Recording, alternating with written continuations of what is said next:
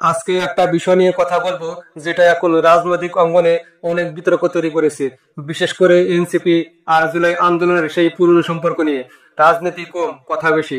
এনসিপির নেতারা এখন এমন এমন কথা বলছেন যে অন্য দলের নেতা কর্মীরা শুধু সহ্য করে যাচ্ছেন। স্বাভাবিক সময়ে যদি কোনো দলের নেতা এমন ভাষায় কথা বলতো, তাহলে বিপরীত দলের মানুষ নিশ্চয় তার উপর ঝাঁপিয়ে পড়তো।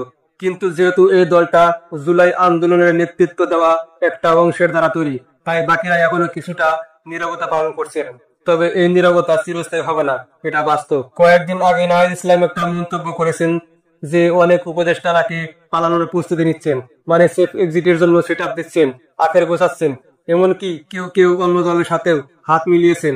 এখন প্রশ্ন হলো, এই কথাগুলো উনি বললেন কেন? কোন তথ্যের ভিত্তিতে বললেন, নাকি রাজনৈতিক বার্তা দেওয়ার জন্য বললেন?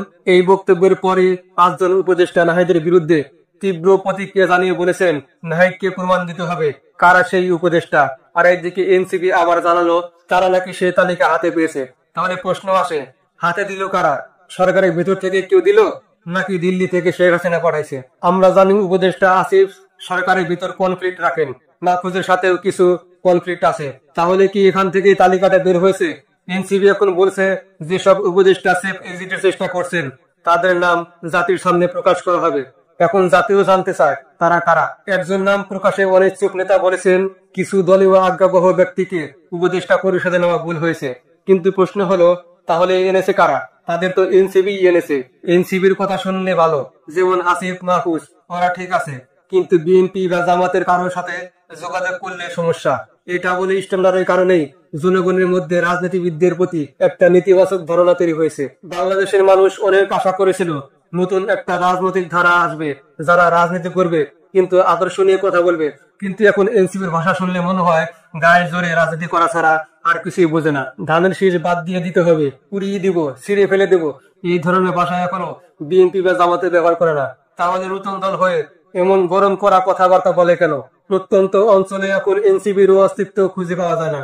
আমার নিজের এলাকায়ও প্রথম দিকে কিছু তরুণ এনসিপির নাম করতো, এখন আর নেই। সম্প্রতি রাজশাহীর একজন প্রধান সমন্বয়ক পদত্যাগ করেছেন। তার বক্তব্য ছিল এনসিপির বর্তমান অবস্থান জুলাই আন্দোলনের আদর্শের সাথে সাংঘর্ষিক। এখন সবাই রাজনীতি করছে, সুবিধা নিচ্ছে, আদর্শ কোথায়? তিনি আরো বলেন, অভ্যুত্থানের অগ্রভাগে থাকা ছাত্র নেতৃত্ব যদি সরকারে আসতো, তাহলে আজকের পরিণতি এমন হতো না। কিন্তু এখানেও প্রশ্ন, ছাত্ররা যারা গেছে তাদের মধ্যেও তো দুর্নীতির অভিযোগ এসেছে। আসিফের এপিএস, নাইজের দিকে অভিযোগ আছে, তদন্তও হচ্ছে না, শুধু কথাবার্তা, অভিযোগ, পাল্টা অভিযোগ, এই পর্যন্ত শেষ। এখন অনেকে বলছে ডক্টর ইউনূস কি কাউকে সার্টিফিকেট দিয়ে নির্বাচনের বাইরে বসিয়ে দিবেন? ক্ষমতা যাওয়ার পথ একটাই, নির্বাচন। মানুষ ভোট দিবে যাকে যোগ্য মনে করবে। যদি এনসিবি কে ফেরেশতা মনে করে তাহলে ওদের ভোট দিবে, না হলে অন্যদের। সমস্যা কোথায়? নাকি তলে তলে কোনো সেটেলমেন্ট হচ্ছে যাতে আগের মতো ভোটই হবে না? এই বিষয়গুলো জাতির জানা দরকার। কারণ বারবার শুধু দোষারোপ করে বড় বড় কথা বলে কোনো লাভ হয় না, বরং এতে দলের ওজন, বিশ্বাসযোগ্যতা সবই কমে যায়। মানুষ চেয়েছিল নতুন একটা রাজনৈতিক আদর্শ, নতুন ধারার রাজনীতি, কিন্তু এখন দেখা যাচ্ছে সেই ধারার পরিবর্তে এনসিবির মুখেই সবচেয়ে কঠিন, অশোভন, উস্কানিমূলক ভাষা শোনা যায়। শেষে একটা কথাই বলবো, যদি সত্যি কালো নাম থাকে সেফ এক্সিটের তালিকায়, তাহলে সেটা প্রকাশ করুন। আর যদি না থাকে, তাহলে এই নাটক বন্ধ করুন। কারণ জনগণ এখন নাটক নয়, বাস্তব রাজনীতি দেখতে চায়। ভালো থাকুন। আসসালামু আলাইকুম।